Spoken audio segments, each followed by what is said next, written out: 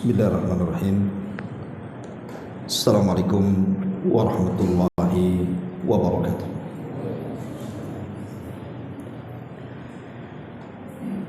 Alhamdulillah wassalatu wassalamu ala Rasulillah wa ala alihi wa sahbihi wa man wala wa la hawla wa la quwwata illa billahi wa ba'd. Alhamdulillah, segala puja dan puji hanya milik Allah subhanahu wa ta'ala. Salawat dan juga salam terhadiahkan kepada Rasul kita Nabi besar Muhammad sallallahu alaihi wa ala alihi wasallam.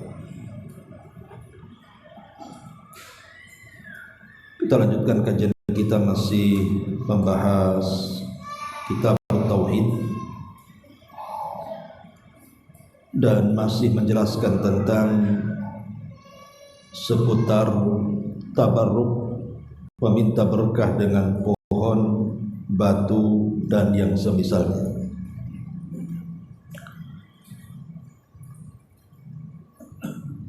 Kemarin kita sudah membahas surah An-Najm ayat 19 dan juga 20 tentang kisah-kisah berhala di zaman dahulu sampai kepada di zaman jahiliyah, di mana muallif rahimahullahu taala mencantumkan tentang kisah-kisah berhala ini, Lata, Uzza dan Manat, karena orang-orang jahiliyah menganggap bahwa berhala-berhala itu mendatangkan kebaikan. Makanya mereka menjadikan berhala itu sebagai tabarruk, meminta berkah. Dan tentu ini sebuah kesyirikan. Nanti akan dijelaskan pada hadis yang kita akan baca di malam ini. An Abi Waqid Al-Laythi radhiyallahu anhu qala kharajna ma'a Rasulillah sallallahu alaihi wasallam ila Hunain wa nahnu hudatsa'u ahdin bi kufrin. Dari Abi Waqid Al-Laythi, dia berkata, satu hari kami keluar bersama Nabi sallallahu alaihi wasallam menuju perang Hunain. Dan ketika itu kami masih saja dekat dengan kekufuran, maknanya baru masuk Islam. Walil musyrikina sidratun yaqufuna indaha wa yanutuna biha aslihatahum.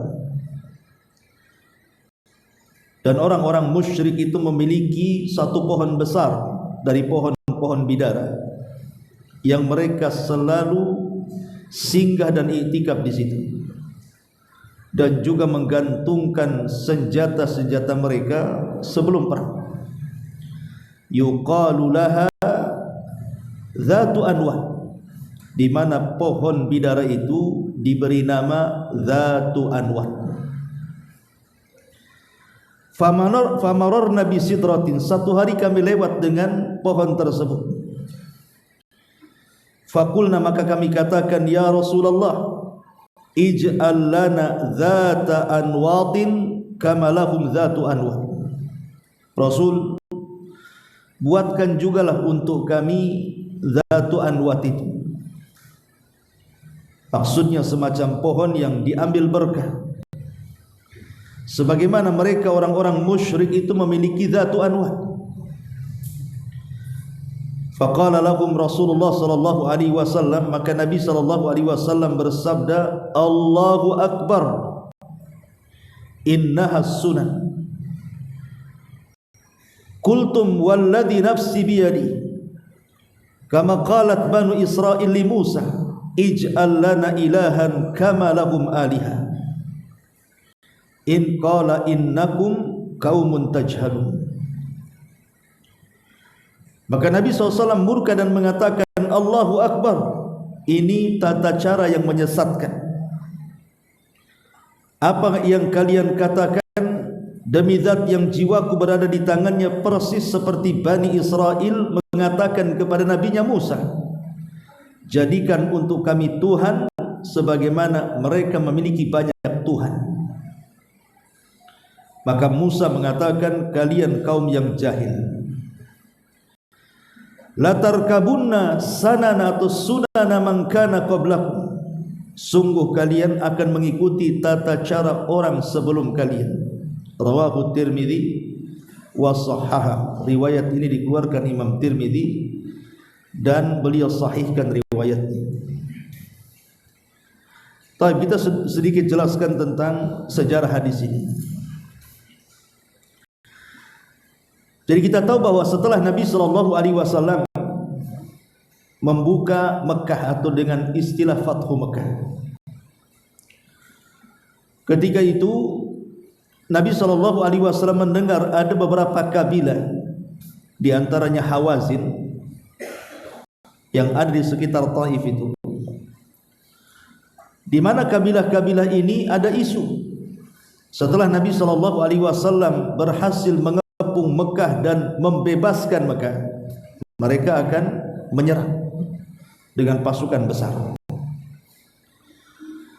Maka Nabi SAW yang tadinya hendak umrah, Rasul batalkan karena mendengar isu bahwa kabilah-kabilah di luar seperti Hawazin dan yang lainnya akan menyerbu dia dan juga para sahabat. Maka Nabi SAW pun kemudian menyiapkan pasukan setelah Fathu Mekah, kemudian menuju ke Hunain, di mana Hunain ini dekat dengan Dhi Majaz atau dekat dengan Taif, ya. Antara jarak dia dengan Taif atau jarak Mekah dengan Taif ya kurang lebih sekitar 10 mil ke Hunain itu. Lah kemudian Nabi SAW berangkatlah menuju arah Arafah. Kemudian akhirnya pasukan Nabi SAW berjumpa dengan pasukan kabilah-kabilah yang katanya mau menentangnya dan menyerangnya. Kemudian terjadi pertempuran di Hunain, dan Allah Subhanahu wa taala takdirkan Rasul menang dalam perang Hunain. Dan Allah Subhanahu wa taala anugerahkan ghanimah yang paling banyak seumur hidup Rasul melakukan peperangan. Ghanimah inilah kemudian dibagi-bagikan Nabi SAW kepada penduduk Mekah yang baru masuk Islam. Karena ketika terjadi Fathu Mekah, itu kan banyak sahabat-sahabat yang baru masuk Islam, baru-baru setelah Mekah dikuasai. Kemudian banyak kabilah-kabilah masuk Islam. Lah dalam tempo sesingkat-singkatnya mereka bergabung dalam perang Hunain, sehingga kedekatan mereka dengan kekufuran masih dekat. Artinya hati mereka itu belum betul-betul bulat mentauhidkan Allah. Ya masih belajar, namanya baru masuk Islam. Lain dengan as-sabiqun al-awwalun dari kalangan muhajirin dan juga ansar. Lah dalam perjalanan Nabi SAW dari Mekah menuju Hunain itu, rupanya para sahabat lewat di sebuah pohon. Dulu pohon itu diagungkan orang-orang musyrik, namanya Dzatu Anwar. Jadi orang-orang musyrik itu sangat mengagungkan pohon itu karena diyakini memiliki berkah. Karena berhala-berhala di zaman jahiliyah itu ya nyembah pohon, batu dan yang semacamnya. Jadi adalah beberapa para sahabat itu yang baru masuk Islam, baru bergabung dalam peperangan, dan mereka juga baru masuk Islam. Mereka berhenti di pohon itu. Kemudian terkenang di masa jahiliyah bahwa dulu orang-orang jahiliyah kalau hendak perang, maka mereka akan menggantungkan pedang-pedang mereka atau senjata-senjata mereka di pohon itu, dengan sebuah keyakinan pohon yang berkah itu akan mentransfer kekuatan dan akan memenangkan peperangan. Itu keyakinan. Makanya kemudian mereka mengatakan di hadapan Nabi SAW, Rasul, cobalah engkau buat juga pohon seperti ini, biar kami sebelum perang itu bisa menggantungkan pedang-pedang kami, dan kami mendapatkan kepercayaan tentang kemenangan perang, karena sudah ada berkah dari pohon itu. Maka Nabi SAW marah ketika itu, karena ini masalahnya bukan masalah ibadah, tapi ini sudah mencakup masalah akidah. Sahabat biasa terkadang melakukan kesalahan, tapi dalam konteks ibadah Nabi SAW terkadang tidak emosi, tidak marah. Seperti ada Arab Badui yang masuk ke masjid kemudian kencing dalam masjid. Semua sahabat emosi dan marah, tapi Nabi SAW dengan tenang dan lembut menasihati orang yang kencing dalam masjid itu. Akhirnya kemudian si Badui yang kencing di masjid itu karena takjub dengan kelembutan Rasul mendoakan dengan doa, Allahumma arhamni wa Muhammadan wa la tarham minhum ahada. Ya Allah, rahmati aku dan Muhammad saja, jangan kau rahmati orang-orang yang melotot kepada aku, tuh katanya. Maka Rasul mengatakan, engkau sudah menyempitkan yang luas, katanya. Rahmat Allah itu luas, jangan disempitkan kau dan aku saja. Artinya Nabi SAW lembut, karena ketika itu penyimpangan dalam bab ibadah saja, tidak menjadikan orang keluar dari Islam. Tapi dalam konteks ini, walaupun yang minta kepada Rasul itu adalah hudatsau ahdin bi kufrin, artinya orang yang baru masuk Islam. Biasanya Rasul kalau kepada orang yang baru masuk Islam kan lembut. Makanya banyak para sahabat itu kalau berperkara kemudian mereka melakukan kesalahan, mereka menganggap, duhai aku sekiranya baru masuk Islam. Seperti kasusnya Usama, ketika dia membunuh orang yang mengucapkan kalimat la ilaha illallah, Rasul marah dan mengatakan, aqatalta man qala la ilaha illallah. Usama, engkau sudah membunuh orang yang mengucapkan la ilaha illallah ya? Kau tahu Usama, tidak wahai Rasul, aku membunuh karena dia takut pedang, bukan karena ingin masuk Islam. Kata Rasul, apakah engkau sudah belah dadanya sehingga kau tahu isi hatinya? Ya Usama, bagaimana dengan kalimat la ilaha illallah? Nanti pada hari kiamat dia akan menuntutmu di hadapan Allah. Apa kata Usama? Ketika melihat kemarahan Rasul, dia mengatakan, duhai kiranya aku baru masuk Islam, katanya. Sebab kalau orang masuk Islam itu jarang dimarahi Nabi. Tapi kasus ini beda. Nabi SAW marah ketika para sahabat meminta, yang baru-baru masuk Islam itu meminta sebuah pohon untuk diambil berkahnya. Akhirnya Nabi SAW mengatakan, Allahu Akbar, Allahu Akbar, Allah Maha Besar. Apa yang kalian minta itu persis seperti Bani Israel meminta sesuatu kepada Musa Nabi mereka. Ij'al lana ilahan kama lahum aliha. Wahai Musa, buatlah untuk kami sebuah patung, sebuah Tuhan, sebagaimana mereka banyak Tuhan. Lah, Nabi Musa alaihi salatu wassalam sebenarnya baru saja menyeberangkan mereka, menyeberangkan dari Laut Merah.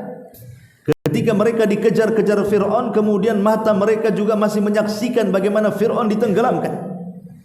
Artinya baru saja mereka mendapatkan nikmat Allah, dibimbing Nabi. Baru saja diselamatkan, kemudian lewat di sebuah tempat, di situ pula memang tempat itu para penyembah berhala. Tiba-tiba mereka mengatakan kepada Musa, ya Musa, ij'al lana ilahan kama lahum aliha. Wahai Musa, jadikan untuk kami Tuhan sebagaimana orang-orang itu banyak Tuhannya. Masa kita satu saja Tuhannya? Musa marah dan mengatakan, innakum qaumun tajhalun, kalian itu betul-betul kaum yang jahil. Sudah dapat hidayah mau sesat pula kalian. Lah Nabi SAW mengingatkan para sahabat, jangan seperti Bani Israel yang meminta sesembahan selain daripada Allah Subhanahu wa taala, akhirnya terjerumus kepada kesyirikan. Tapi Rasul mengatakan, la tarkabunna sanana man kana qablakum. Sungguh kalian satu saat akan mengikuti tata cara umat sebelum kalian. Inilah global daripada makna hadis Abi Waqid Al-Laythi radhiyallahu anhu. Baik, kita akan ambil beberapa hikmah dari hadis ini. Yang pertama, hadis ini mengajarkan kepada kita tentang tahdzir minasyirki. Kita diperingatkan untuk jauh-jauh dari kesyirikan. Karena terkadang kita ini menyangka sesuatu itu bisa mendekatkan diri kita kepada Allah, menyangka sesuatu itu baik bagi kita, boleh jadi mungkin dapat pahala banyak dan kebaikan. Rupanya Bisa saja sesuatu itu justru menjauhkan kita dari Allah dan menjerumuskan kita kepada kesyirikan. Seperti yang banyak hari ini dilakukan orang-orang awam. Mereka berziarah ke kuburan. Bahkan sebagian orang-orang yang di kuburan, bisnis kuburan pula dia. Masuk kuburan aja pakai tiket. Ada tuh kuburan-kuburan keramat itu kalau masuk pakai tiket. Istilahnya bisnis kuburan jadinya kan. Lah orang-orang yang masuk kuburan ini bukan hanya setakat ziarah kubur kan gitu. Tapi lebih daripada itu mereka meminta-minta di kuburan, meminta-minta berkah di kuburan, meminta-minta macam-macam di kuburan itu. Ada yang i'tikaf di situ, ada yang tawaf di situ, ada yang berkurban di situ, macam-macam. Lah dalam pikiran orang-orang awam ini kan rata-rata mungkin perbuatan itu bagi mereka sebuah berkah. Makanya rela mereka menabung untuk ziarah ke makam-makam terkadang. Karena ada sebuah keyakinan mereka akan mendapatkan kebaikan di situ kan. Lah ada orang-orang itu yang tertipu dengan angan-angannya. Itulah makanya Allah Subhanahu wa taala berfirman, "Qul hal unabbiukum bil akhsarina a'mala." Maukah kuhabarkan kepada kalian amalan yang paling rugi, kata Allah. Alladzina dhalla sa'yuhum fil hayatid dunya wa hum yahsabuna annahum yuhsinuna sun'a. Mereka orang-orang yang sia-sia amalannya tapi masih menyangka saja mereka di atas kebaikan. Padahal amalnya sia-sia tapi mereka menyangka masih di atas kebaikan. Dan kalau diperingatkan kita pula yang disalahkan. Kalau kita peringatkan kepada mereka tidak boleh meminta-minta di kuburan, itu sebuah kesyirikan. Mereka yang menyalahkan kita. Padahal jelas-jelas bahwa perbuatan itu berbau kesyirikan. Makanya yang pertama di sini at-tahdhiru minasyirki. Yang pertama. Yang kedua, bayanu anna tabarruka bil asjari wal ahjari wal wuquf 'alaiha wa ta'alluqu biha. Atau bayan anna tabarruka bil asjari wal ahjari wal wuqufa 'alaiha wa ta'alluqa biha minasyirki alladhi waqa'a fi hadhihi al-ummah wa anna man waqa'a fihi fa huwa tabi'un li tariqil yahudi wan nasara tarikun li tariqi Nabi sallallahu alaihi wasallam. Di sini juga dalam hadis ini kita bisa petik faedah bahwa at-tabarruk mencari berkah, baik kepada pohon, baik kepada batu-batuan, kemudian i'tikaf di situ, menggantungkan hati di situ. Inilah kesyirikan yang banyak merebak di antara umat ini. Maka barang siapa yang terjerumus kepada perbuatan ini, maka sama dia mengikuti jalan-jalan Yahudi dan Nasrani dan meninggalkan jalan Nabi sallallahu alaihi wasallam. Karena bagaimanapun kalau kita meyakini bahwa pohon itu yang mendatangkan manfaat dan madarat, mencegah madarat, ini bukan syirik kecil lagi. Ini jadi syirik besar. Kalau sampai meyakini bahwa pohon, batu dan yang semacamnya itu yang memenuhi hajatnya, mendatangkan kebaikan dan mampu menolak keburukan, ini syirik besar. Tapi kalau hanya dijadikan sebab saja, saya yakin Allah yang memberikan jodoh kepada saya, Allah yang melariskan dagangan saya, Allah yang menjadikan saya ini memiliki pangkat jabatan dan begitu seterusnya. Cuman wasilah pohon-pohon ini dan batu-batu inilah kebaikan-kebaikan Allah itu akan turun, maka ini tidak sampai syirik besar. Ini syirik kecil saja. Kenapa? Karena dia tidak meyakini pohon itu yang mendatangkan manfaat dan madarat, hanya menjadikan sebab. Dan dalam kaidah tauhid sering saya ulang-ulang, man ja'ala sababan ma laisa bisababin fahuwa syirkul asghar. Siapa yang menjadikan sebab padahal itu bukan sebab, maka dia terjerumus kepada syirkul asghar, syirik kecil. Jadi kalau hanya menjadikan sebab, syirik kecil saja. Tapi kalau tidak menjadikan sebab tetapi objek permintaan manfaat dan mencegah madarat, itu namanya syirkul akbar. Ma'asyiral muslimin yang dimuliakan Allah Azza wa Jalla, ini yang kedua. Yang ketiga, annal ibrata bil ma'ani wa laysa bil alfaz. Bahwa sebuah pelajaran itu diambil dari kandungan makna, bukan dari lafaz. Ketika Nabi SAW menyamakan perbuatan sahabat yang minta dibuatkan semacam pohon bidara untuk gantungan pedang dengan Bani Israel yang meminta kepada Musa untuk dibuatkan patung-patung anak sapi sebagai sesembahan, itu kan secara lafaz beda, yang satu pohon, yang satu patung anak sapi. Tapi bukan ini masalahnya. Masalahnya adalah pelajaran itu diambil dari makna. Ada kesamaan dari permintaan para sahabat dengan permintaan Bani Israel. Sama-sama meminta sesuatu selain daripada Allah Subhanahu wa ta'ala untuk diambil manfaat dan mencegah madarat. Itu masalahnya. Barang itu apa saja terserah. Mau pohon apa, mau batu apa, mau gua apa, mau gunung apa gitu kan. Tapi kalau inti kandungannya sama, meminta berkah yang tidak ternaskan di situ ada berkah, itulah yang terlarang. Bisa syirik besar, bisa syirik kecil, tergantung keyakinan. Ini yang ketiga. Yang keempat, an-nahyu anit tasyabbuh bi ahlil jahiliyati wal kitabi fima huwa min khasaisihim wa ibadatihim. Di sini ada larangan. Tidak boleh seseorang itu tasyabuh, menyerupai orang-orang jahiliyah dan ahli kitab terhadap kekhususan mereka dan ibadah-ibadah mereka.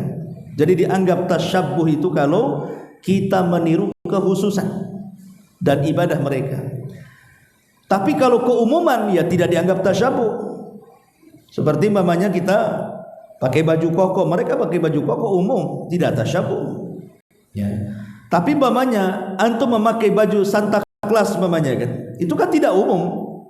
Hanya memakai baju itu kan pada ritual-ritual tertentu saja mereka kan. Ketika ada perayaan baru mereka pakai. Lah kalau kita kemudian menggunakan pakaian itu disebut tasyabuh, karena ini kekhususan namanya. Jadi tasyabuh itu dalam kekhususan dan juga dalam ibadah-ibadah mereka. Ma'asyiral muslimin yang dimuliakan Allah Azza wa Jalla. Kemudian juga yang kelima, himayatu janabi tauhid wa saddu dzara'i syirki. Dalam kisah Abi Waqid Al-Laitsi ini ada faedah tentang pentingnya menjaga tauhid dan juga menyediakan hal-hal sebelum terjadinya, menyediakan payung sebelum hujan, menyediakan hal-hal yang bisa melindungi dari kesyirikan sebelum kejadian. Makanya belajar tauhid itu penting, karena orang yang tidak paham tauhid pasti terjerumus kepada kesyirikan. Dan ilmu tentang tauhid itu bagian daripada syadud dari'ah namanya. Antum ngaji di sini disebut syadud dari'ah, sehingga tahu oh ini syirik, ini enggak, ini tauhid, ini yang tidak, dan begitu seterusnya. Kemudian juga dalam hadis juga ini ada faedah yang sangat bagus sekali, bahwa hadis ini min a'lamin nubuwatihi, ada tanda-tanda kenabian, di mana Nabi SAW mengatakan apa? La tarkabanna atau la tarkabunna sanana man kana qablakum. Kelak kalian akan mengikuti tata cara umat sebelum kalian. Dan shadaqa Rasulullah. Lihat hari ini umat Islam yang mereka melakukan syahadat, setiap habis salat mereka bertahlil la ilaha illallah, tapi kelakuan mereka masih seperti umat sebelum mereka, datang ke kuburan meminta-minta, datang ke tempat-tempat keramat meminta-minta, percaya dengan dukun, tangkal dan yang semacamnya. Kalau mereka bukan umat Islam, terserah hantam saja, nggak ada urusan kami. Tapi ternyata yang melakukan ini adalah umat Islam. Yang lebih parah lagi, mengaku bahwa ini ajaran Islam, baik yang datang ke dukun ataupun yang jadi dukun, bahwa ini adalah dukun Islam karena penampilan Islam. Lah yang datang ke dukun juga sama kan gitu. Lah ini kan parah, mengatasnamakan Islam untuk kesyirikan namanya. Ma'asyiral muslimin yang dimuliakan Allah Azza wa Jalla, baik, kita akan masuk apa korelasi hadis ini dengan bab. Karena kan bab ini bicara masalah tabarruk, mencari berkah. Ikhwan, sebenarnya tabarruk, mencari berkah itu ada dua macam. Ada yang disyariatkan, ada yang dilarang. Jadi tabarruk, mencari berkah itu ada dua macam. Ada yang disyariatkan, artinya dibolehkan, ada yang dilarang. Dan tabarruk sendiri yang disyariatkan itu bermacam-macam. Saya contohkan, seseorang bertabarruk dengan perkara-perkara syar'i yang maklum, seperti mencari berkah dengan Quran. Mencari berkah dengan Quran masyru', karena Quran sendiri memang diberkahi Allah. Allah mengatakan, kitabun anzalnahu ilaika mubarakun. Al-Quran kami turunkan kepadamu ya Muhammad, di dalamnya penuh dengan berkah. Jadi kalau kita mengambil berkah dari Al-Quran itu sesuatu yang masyru'. Seperti dia mengambil pahala dari bacaannya. Karena setiap orang yang membaca Al-Quran itu satu hurufnya 10 kebaikan. Berarti ketika dia membaca Quran dengan niat mengambil pahala dalam setiap satu huruf 10 kebaikan, itu sedang mencari berkah, itu artinya. Ataupun menjadikan Al-Quran itu sebagai obat dengan cara diruqyahkan, tentu ruqyah yang syar'i. Itu juga bagian daripada tabaruk, mencari kebaikan Quran. Ataupun dengan Al-Quran kita meminta kepada Allah untuk mengangkat derajat kita. Karena memang Allah Subhanahu wa taala lewat lisan Rasul mengatakan, innallaha yarfa'u bihadzal kitaba aqwaman. Terkadang Allah angkat beberapa kaum itu dengan Quran. Ya. Dan banyak lagi. Seseorang itu tabaruk, seperti antum membaca Al-Quran surah Al-Baqarah di rumah dengan harapan tidak ada setan dan mengusir setan. Itu juga bagian daripada tabaruk, mencari kebaikan namanya. Itu namanya tabaruk dengan Quran, itu tabaruk syar'i. Atau dengan seseorang mencari ilmu atau berdoa dan yang semacamnya, itu juga bagian dari tabaruk, mencari kebaikan. Kayak antum dari rumah nih, datang ke Nurul Hidayah, kemudian duduk di majelis ilmu dengan niat, saya ingin ketika datang di majelis ilmu, malaikat menaungi saya, malaikat mendoakan saya, malaikat mengampunkan dosa-dosa saya. Dan ketika saya pergi dari majelis taklim selesai, Allah ampuni dosa-dosa saya. Lah, itu sesuatu yang syar'i. Jadi ada niat gitu ya. Datang ke majelis taklim itu untuk mencari berkah. Karena tidak semua orang yang datang ke majelis taklim itu cari ilmu. Tapi ada juga yang memang ingin mencari keberkahan majelis. Makanya jangan malas hadir di majelis ta'lim, ya, karena di situ banyak berkahnya. Kemudian juga contoh yang lain, mencari berkah dari makanan. Seperti apa? Ketika Anda makan ini, kemudian setelah makan, kata Nabi SAW, falyul'ikuha, hendaklah menjilat-jilat makanan yang tersisa di jari jemari tangan kita.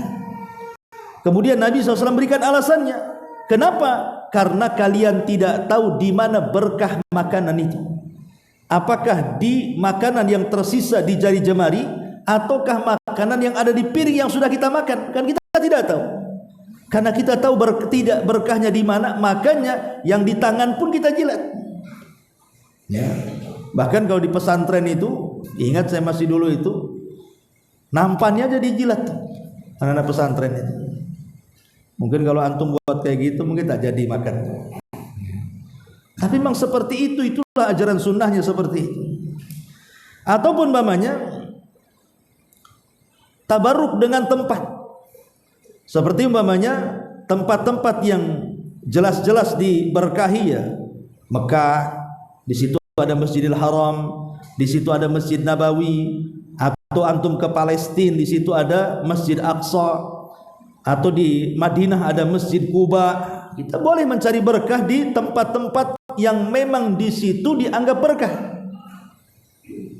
Karena orang yang sholat di Masjidil Haram sama dengan 100.000 kali sholat.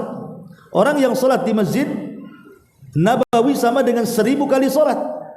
Kalau di Masjid Aqsa sama dengan 500 dan riwayat 250 kali sholat. Tapi kalau di Masjid Kuba, karena Rasul sallallahu alaihi wasallam pernah singgah di situ kemudian sholat di situ. Dan Nabi sallallahu alaihi wasallam menganggap itu tempat yang penuh dengan kebaikan. Ya. Atau mamanya tabaruk dengan zait, dengan minyak zaitun. Mamanya kita jadikan obat minyak zaitun itu. Itu juga bagian mencari berkah, atau dengan habbatus sauda, atau dengan air zam-zam, dan begitu seterusnya. Lah tabaruk seperti ini disyariatkan, tidak ada masalah. Lah yang dilarang adalah tabaruk syirki, mencari berkah dan di dalamnya ada kesyirikan. Ya seperti tadi, datang ke tempat-tempat yang menurut Al-Quran dan Sunnah di tempat itu tidak ada berkahnya. Ngapain kita datang ke situ? Quran tidak menyebutkan itu berkah, hadis Nabi tidak mengatakan itu berkah, tiba-tiba kita mengatakan itu berkah. Nah, ini kan namanya tabaruk yang salah. Makanya dulu di zaman Umar bin Khattab radhiyallahu anhu, Umar itu pernah menyuruh menebang pohon yang dulu di masa Nabi dijadikan tempat bai'atul ridwan. Ketika ada sebagian orang di zamannya mulai mengagungkan pohon itu dan sholat di situ, sementara Nabi SAW tidak pernah sholat di situ. Maka ketika Umar melihat kok ada orang-orang yang mulai mengagungkan pohon itu, sholat di situ, khawatir Umar lama-lama nanti orang minta pula kepada pohon. Maka sama Umar ditebang tuh pohon itu. Padahal itu pohon bersejarah kan.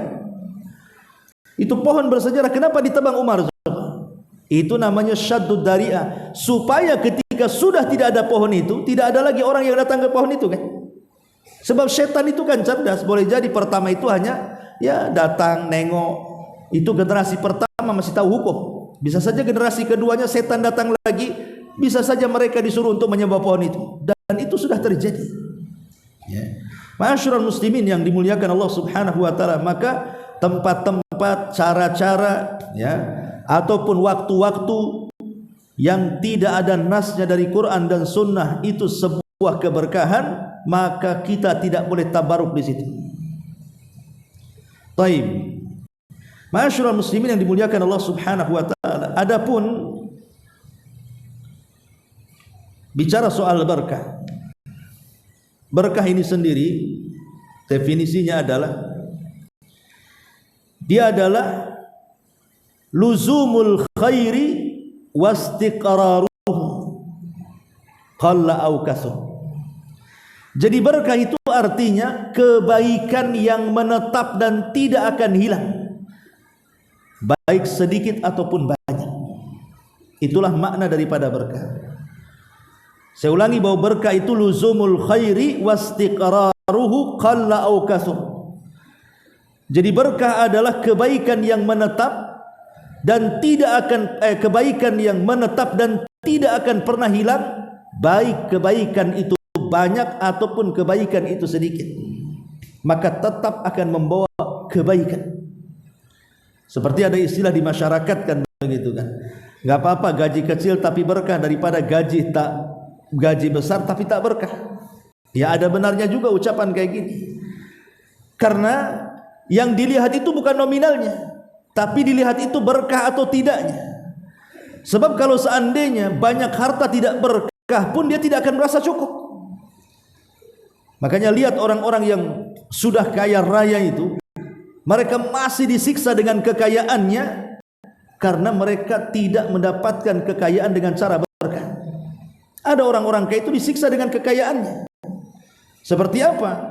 Ya tidak ada waktu kecuali dia harus memperhatikan dan menjaga kekayaannya, seolah tidak pernah rehat hidupnya, tidak pernah tenang hidupnya, sibuk dengan kekayaannya. Orang ini sedang disiksa dengan kekayaannya. Makanya ikhwatu fillah muliakan Allah Azza wa Jalla, mencari berkah dalam hidup itu penting. Bagaimana caranya?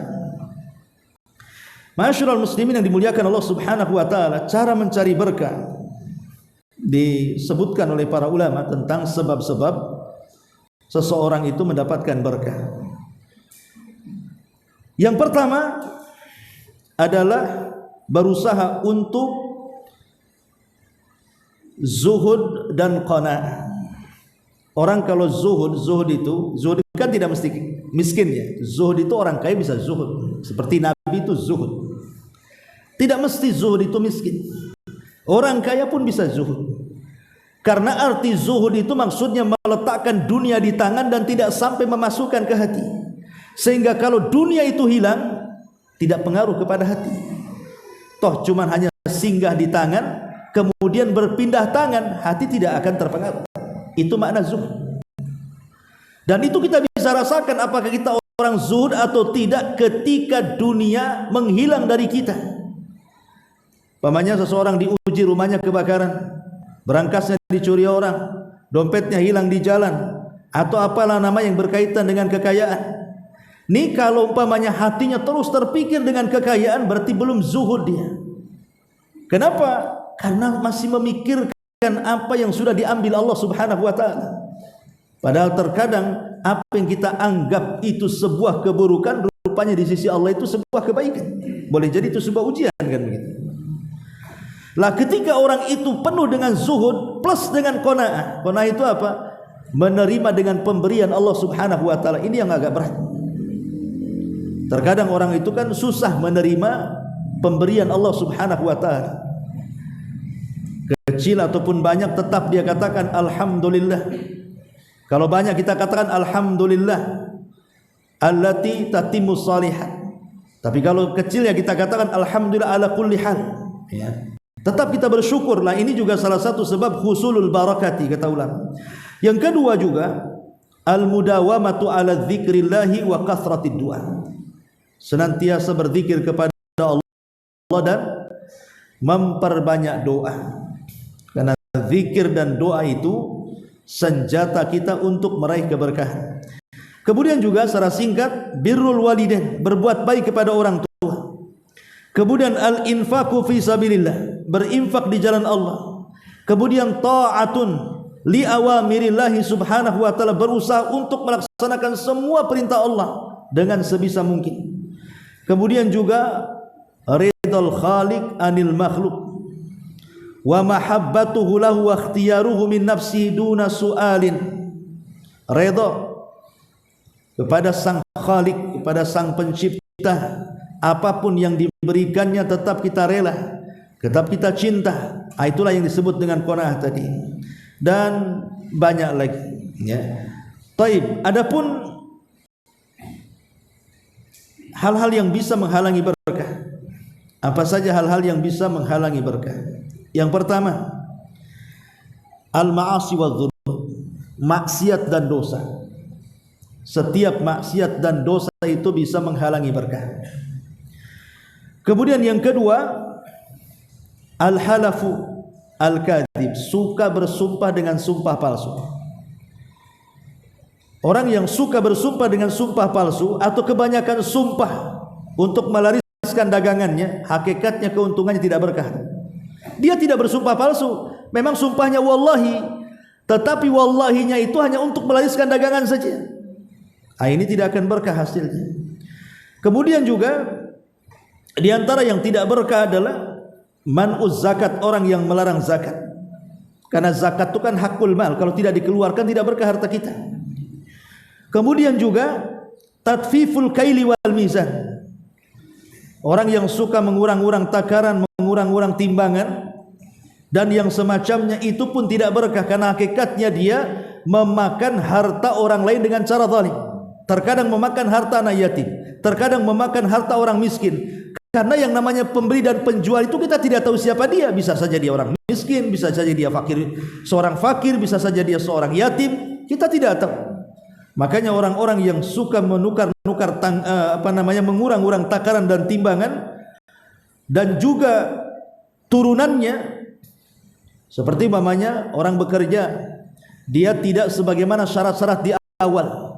Dia mencuri waktu, bosnya tidak ada, tidur umpamanya, atau malas-malas gitu ya, atau belum waktunya dia pulang, sudah berkahan yang Allah Subhanahu wa ta'ala akan turunkan. Termasuk juga infakul khabith minal mal wa tasadduq birradi, berinfak dengan sesuatu yang orang sendiri tidak mau menerimanya. Dia berinfak dengan barang-barang yang kita sendiri sebenarnya sudah tidak mau, dan orang itu juga tidak layak diberikan pemberian itu.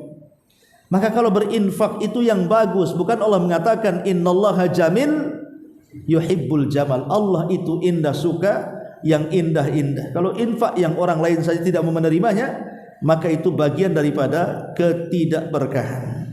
Dan banyak lagi. Tapi intinya bahwa, kembali kepada tema, bahwa hadis ini mengajarkan kepada kita tentang tauhid, bahwa berkah itu tidak diraih kecuali datang dari Allah. Sehingga sesuatu yang tidak Allah anggap berkah atau Rasulnya Rasulnya dianggap berkah, jangan mencari berkah di situ. Contoh namanya di masyarakat itu kan, kadang-kadang kita lagi viral kan tentang masalah nasab ini. Nasab yang sampai kepada Nabi SAW dari nasab Ba'alwi itu kan viral, sampai kepada macam-macam pemberitaan itu, sampai ke jual beli kuburan tadi. Jadi ada beberapa kuburan itu dianggap kuburan wali, padahal nggak ada isinya kuburan itu. Jadi kuburan itu nggak ada orangnya dalam kuburan itu, hanya dibentuk kuburan, kemudian ditulisi bahwa ini wali fulan atau wali Allah. Kemudian orang berbondong-bondong dari mana-mana karena ada cerita yang dibuat-buat di situ. Bahwa ini wali lah, bahwa ini begini, punya karamah, mukjizat dan yang semacamnya. Akhirnya kemudian orang-orang berbondong-bondong ke situ mencari berkah. Seandainya pun kita katakan memang itu kuburan wali, kita tidak syak lagi, itu kuburan wali. Seandainya, apakah kemudian kita boleh mencari berkah di situ? Tidak boleh.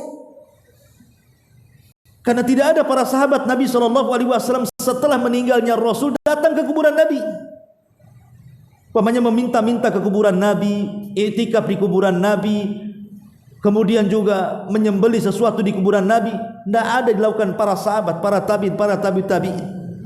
Tidak ada generasi terbaik yang mereka datang ke kuburan Nabi. Itu kuburan Nabi jelas-jelas Pak ya. Mereka hanya datang ke kuburan Nabi itu hanya untuk mengucapkan salam saja. Berziarah ke kuburan Nabi, mengucapkan salam, tidak lebih daripada itu. Tapi lihat orang-orang awam yang datang ke Mekah untuk umrah atau haji, ketika mereka menyempatkan masuk ke Raudhah, apa yang terjadi? Terkadang mereka meminta sesuatu ke kuburan Nabi. Coba. Jadi dari hotel itu sudah ditulis itu permintaannya di dalam kertas, kemudian dilinting-linting, berusaha mendekati Raudhah, kemudian ke pintu kuburan Nabi dilempar di situ. Celakanya belum sampai dibuka sudah disapu tukang sapu. Enggak sampai itu, enggak sempat dibaca. Ya. Bahkan contoh saja ketika tawaf. Antum lihatlah ketika tawaf itu kan sekarang ada siaran langsung. Ketika seseorang itu mencium atau mengusap, itu hanya disyariatkan di Hajar Aswad saja. Karena memang itu ada syariatnya. Ya, Nabi SAW memang mencontohkan, makanya Umar bin Khattab radhiyallahu anhu mengatakan ketika mencium Hajar Aswad, "Innila a'lamu annaka hajarun la tadhur wa la tanfa." Engkau ini hanya batu, ku tahu kata Umar, tidak mendatangkan manfaat dan juga madarat. Falaula anni ra'aitun nabiyya sallallahu alaihi wasallam qabbalaka ma qabbaltuka. Kalau bukan karena aku melihat Rasul mencium kamu, ngapain aku cium kamu, katanya. Itu otak secerdas Umar saja. Dia tidak mencium Hajar Aswad kecuali karena Rasul menciumnya. Tapi hari ini yang dicium itu bukan Hajar Aswad saja. Ketika orang berdesak-desakan tidak bisa mencium, meraba Hajar Aswad, sasarannya apa? Makam Ibrahim. Makam Ibrahim tahu?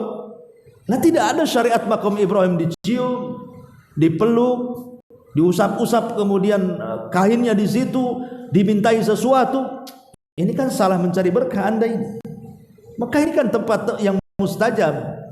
Bukankah ketika Anda tawaf, Anda ketika kita hendak umroh dari mikot menuju Mekah itu apa kata-katanya coba? Labbaik Allahumma labbaik, labbaik la syarika lak labbaik. Lihat, ini talbiyah tauhid. Ketika berangkat itu loh, kita sudah bertalbiyah. mentauhidkan Allah Subhanahu wa taala, memenuhi panggilan Allah. Ketika kita sedang tawaf, dia buat kesyirikan pula di situ. Meminta sesuatu kepada benda-benda yang ada di sekitar Ka'bah. Tidak semua syariat umrah itu harus diraba, harus dicium, harus dipeluk. Hanya Hajar Aswad saja memang ada syariatnya di situ. Itu pun bukan karena Hajar Aswad itu memiliki manfaat. Artinya mendatangkan manfaat dan mencegah sebuah madarat kan. Kita melakukan mencium dan meraba Hajar Aswad itu karena Rasul mencium dan meraba gitu saja. Tidak lebih daripada itu. Coba bayangkan ya. Ini salah mencari berkah namanya. Makanya kalau ingin betul-betul mendapatkan berkah saat mencari berkah itu, yang jelas-jelas saja di situ ada berkah berdasarkan Quran dan Sunnah, memang tempat itu berkah dan bisa diambil berkahnya. Seperti air Zam-Zam, itu kan jelas. Ya, air Zam-Zam yang berkah. Kalau Anda kebetulan di sana kan bisa kita di Mekah itu tiap masuk masjid kita minum, berdoa di situ. Itu jelas-jelas berkah tuh. Lah yang jelas-jelas berkah tidak dilakukan, yang jelas-jelas tidak berkah pula disibukkan pula di situ. Ya, ini yang terjadi di tengah-tengah kaum muslimin. Wallahu a'lam. Subhanakallah bihamdika asyhadu an la ilaha illa anta astaghfiruka wa atubu ilaik. Allahu taala alam. Assalamualaikum warahmatullahi wabarakatuh.